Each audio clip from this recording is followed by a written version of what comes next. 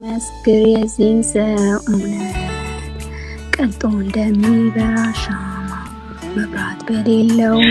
ከተማ እየቀለጠ ጀም ለምንድን ነው የምታስረሺው? ዋው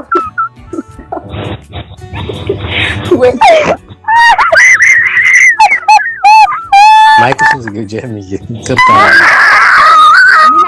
ዋው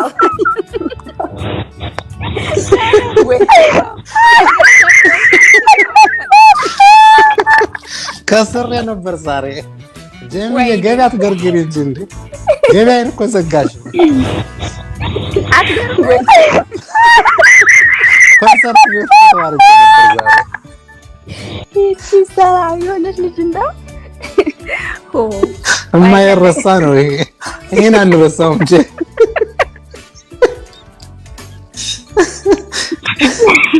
ሳላስታውሰው እኮ ነው ገለቴ የተመታች ጎግል ላይ ነበርኩኝ ተናንዬ